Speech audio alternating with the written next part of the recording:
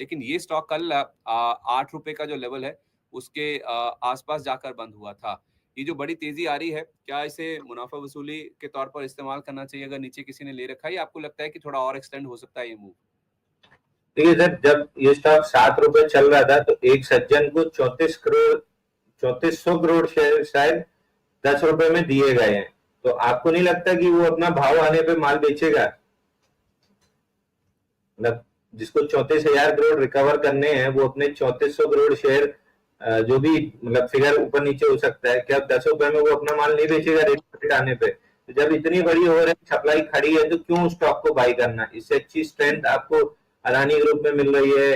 कल आईओसी भी चला, गेल भी चला, तो उन सारे स्टॉक्स में जाइए, वहां पे आपका पैसा बनेगा। इस टाइप के जंक शेयर से जितना दूर रहेंगे आपकी फाइनेंशियल सेहत के लिए उतना अच्छा रहेगा।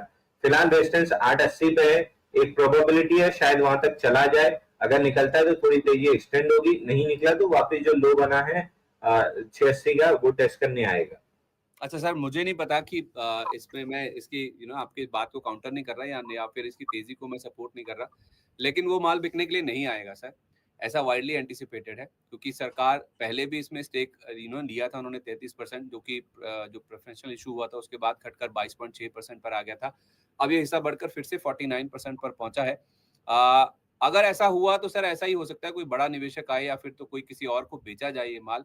लेकिन खुले बाजार में ये शेयर बेच दिए जाएँगे, शायद इसकी संभावना कम नज़र आती है, क्योंकि सरकार की जो मंशा है, जो कि नज़र आती है, एनालिस्ट जैसा कह रहे हैं कि इस सेक्टर में 3 कंपनियाँ होनी चाहिए। केवल जियो और एयरटेल की जो डुओपोली है वो नहीं होनी चाहिए। तो एक तीसरी कंपनी को ज़िंदा रखने के लिए या फिर एक कॉम्पिटिशन बनाए रखने के लिए ये पूरा जो मसौदा है सरकार की ओर से किया गया था। आपकी बात है सर, कभी भी बेचे जा सकते हैं शेयर, लेकिन फिलहाल शॉर्ट टर्म में ऐसा हो जाएगा या फिर खुले बाजार में बेच दिए जाएँगे, उसकी संभावना कम नज़र आती है। सर मतलब बीएसएनएल को तो आपने राइट ऑफ ही कर दिया। मैं राइट ऑफ करूं वो तो चलता है, आप ही ने राइट ऑफ कर दिया। नहीं सर, वो भी बातचीत है, क्योंकि एमटीएनएल के जो ऑपरेशंस हैं वो ऑलमोस्ट बीएसएनएल रन कर रहा है, ये बात तय है। और एक मार्केट में कहीं न कहीं बातचीत है, शायद आप भी एक बार कह ही रहे थे कि अगर बीएसएनएल के पास वोडाफोन का कंट्रोल पहुँच जाए या फिर उसको मिला दिया जाए तो कोई हैरानी वाली बात नहीं होगी। तो सरकार इसको बेच देगी या फिर निकालना चाहती है, शायद उसकी संभावना कम नज़र आती है। इसको रन करना चाहती है, बिज़नेस को कंटिन्यू करना चाहती है सरकार, ये साफ तौर पे सरकार की जो मंशा है वो दिख रही है।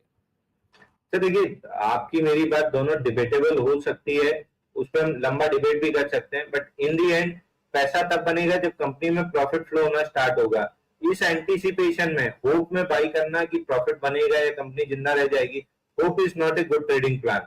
तो जहां पे क्लियर रिलेटिव स्ट्रेंथ है चार्ट पे, वहां पे पैसा लगाइए, पैसा बनाइए, बाहर होइए। स्टोरी सुनने में अच्छी लगती है, मैं हमेशा इसका विरोधी रहा हूँ स्टोरीज का।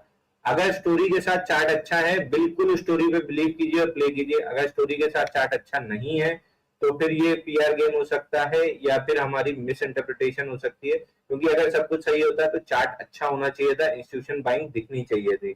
तो उस हिसाब से चार्ट अच्छा नहीं है, स्टोरी कुछ भी प्ले आउट हो सकती है। 100% में गलत हो सकता हूँ, 100% बाकी लोग सही हो सकते हैं, बट चार्ट पे अभी स्ट्रेंथ नहीं है। तो बेटर, जब बेटर नेम्स अवेलेबल हैं तो फिर मीडियोकर नेम्स में क्यों जाना? मेरा सिंपल ये लॉजिक होता है।